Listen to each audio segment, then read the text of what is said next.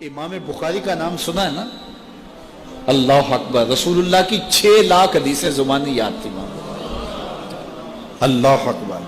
اور آج امام بخاری کی کتاب صحیح بخاری، اصح الکتب بعد کتاب اللہ، کتاب اللہ کے بعد سب سے صحیح کتاب بخاری شریف آج دنیا اسے چومتی ہے۔ ختم بخاری ہوتا ہے، یہ امام بخاری کی جمع کرتا ہے۔ امام بخاری سفر پہ جا رہے تھے اور امیر آدمی تھے، 6 لاکھ اشرفیاں اس زمانے میں آپ کے پاس تھے۔ یہ چھوٹا سرمایہ نہیں تھا، کشتی کا سفر تھا۔ کسی شخص نے دیکھا کہ ان کے پاس 6 لاکھ اشرفیاں ہیں۔ اس نے سوچا عالمانہ وضع قطع ہے، پگڑی ہے، جبہ ہے، تو یہ اتنی اشرفیاں تو کسی تاجر کے پاس ہونی چاہیے، تو یہ ایک عالم کے پاس اتنی اشرفیاں ہیں۔ تو اس نے کہا کہ چلو ایک طریقہ ہاتھ آ گیا، میں ذرا کوئی ہیلا کرتا ہوں اور یہ پیسے میں خود حاصل کر لوں۔ تو اس نے شور مچا دیا کہ میری 6 لاکھ اشرفیاں چوری ہو گئیں، کہ جب سب تلاشی لی جائے گی تو ان سے نکلیں گی تو لوگ کہیں گے تو ایک مولوی شخص ہے اور تیرے پاس اتنے پیسے کہاں سے آئے، تو اشرفیاں مجھے مل جائیں گی۔ تو جب تلاشی شروع ہوئی تو امام بخاری کی تلاشی لی گئی تو ایک اشرفی بھی نہیں نکلی، کچھ بھی نہیں نکلا، سارا سامان ٹٹولا گیا، کچھ نہیں نکلا۔ خیر چلو، لوگوں نے اس کو کہا تو جھوٹا ہے، تو نے خام خواہ جو ہے وہ ایک مکر کیا ہے۔ وہ بھی بڑا پریشان تھا کہ اشرفیاں میں نے ان کے پاس دیکھی ہیں، گئی کدھر؟ خیر جب جہاز چلنے لگا تو آہستہ آہستہ امام صاحب کے قریب ہو گیا، امام بخاری سے پوچھنے لگا حضرت اشرفیاں تو تھیں آپ کے پاس، تو کدھر گئیں؟ فرمایا جب تم نے الزام لگایا نا، اور مجھے پتہ ہے کہ تم نے الزام کیوں لگایا ہے، میری وجہ دیکھ کے تم نے میرے سے ہتھیانا چاہا تھا، تو میں نے چپکے سے وہ اشرفیاں سمندر میں پھینک دی تھی۔ تو کہا حضرت اتنی زیادہ اشرفیاں اور سمندر میں پھینک دیں؟ کہا ہاں۔ کہا کیوں پھینکی؟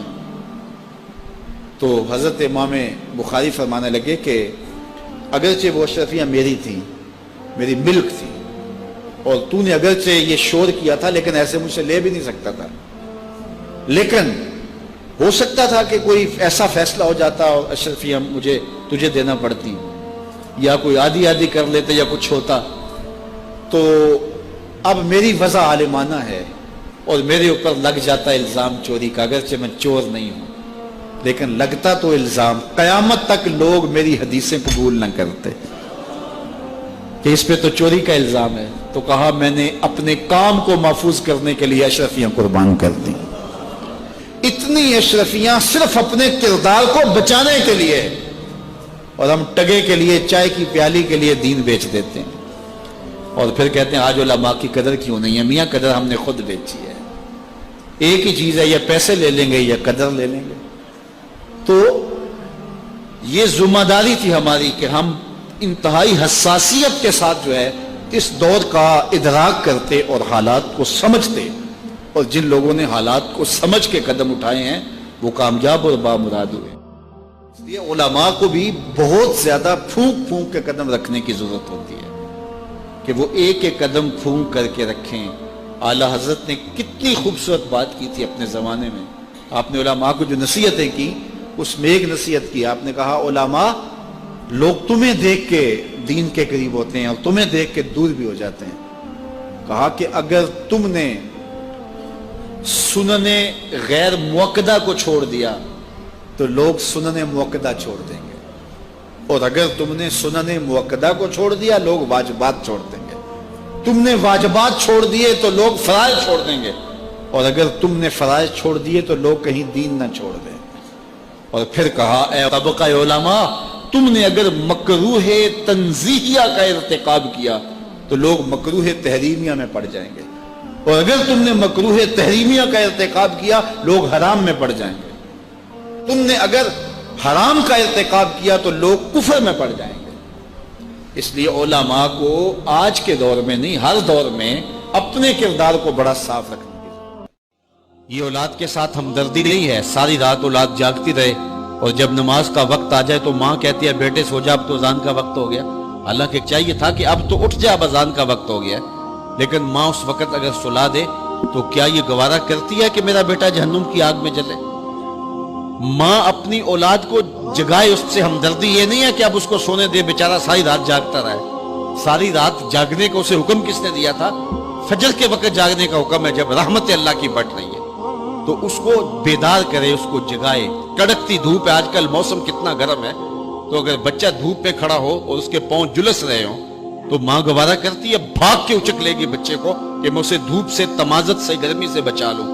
تو کیا حشر کی کڑکتی دھوپ میں بیٹا پسینے میں شرابور ہو اور وہ پسینہ آگ سے بھی زیادہ گرم ہو تو کوئی ماں یہ گوارا کرتی ہے؟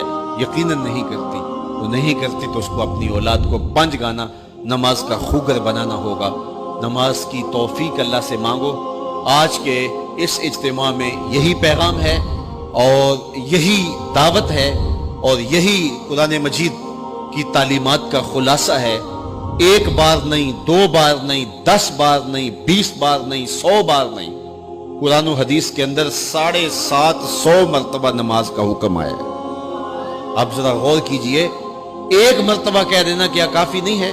لیکن 750 مرتبہ تمہارے کریم رب نے تمہیں بار بار کہا ہے، تمہارے کریم رسول نے تمہیں بار بار کہا ہے کہ نماز پڑھو۔ تو اگر ہم اتنی بار سننے کے بعد بھی نماز نہیں پڑھیں گے تو پھر ہم کہاں کھڑے ہوں گے؟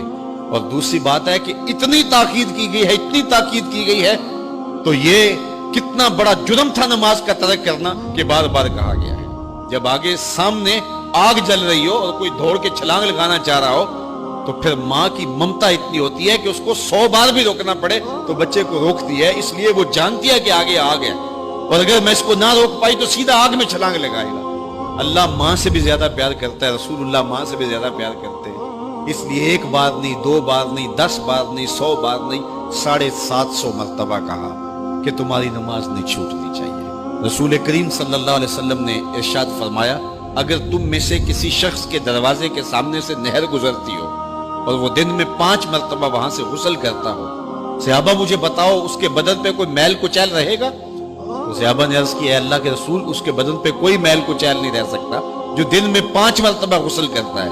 فرمایا یہ 5 نمازوں کی مثال ہے، جو 5 نمازیں پڑھتا ہے اس کے بدن پہ گناہوں کا میل نہیں رہتا ہے، اللہ اسے ستھرا کر دیتا ہے، اسے پاک کر دیتا ہے۔ ایک نماز سے لے کر دوسری نماز کا وقت، درمیان میں جتنا وقت ہے اس کے جتنے گناہ ہیں، دوسری نماز ان گناہوں کا کفارہ ہے۔ حضرت سلمان فارسی اور حضرت ابو عثمان سفر پہ جا رہے تھے، پت جھڑ کا موسم تھا، ایک درخت آیا جس کے پتے زرد ہو گئے تھے، تو حضرت سلمان فارسی نے شاخ پکڑی اور جھٹکا دیا، سارے پتے گر گئے۔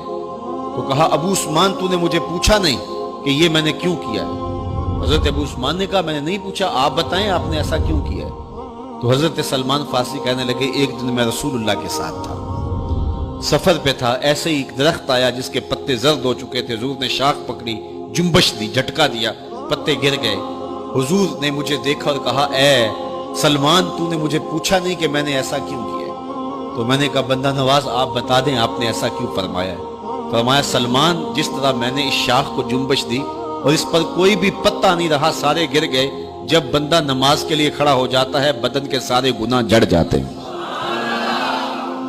اللہ کی توفیق سے میرا خیال ہے کہ آپ سارے لوگ نمازی ہوں گے، اور میری مائیں، بہنیں اور بیٹیاں جو تشریف لائی ہیں انہیں بھی 5 گانا نماز کا شعور اور توفیق نصیب ہوگی۔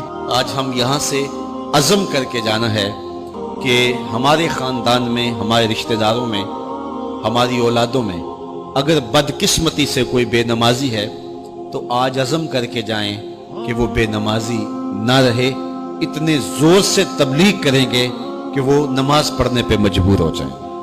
تو سونے سے قبل 5 انگلیاں بھی گن لو اور 5 نمازیں بھی گن لو۔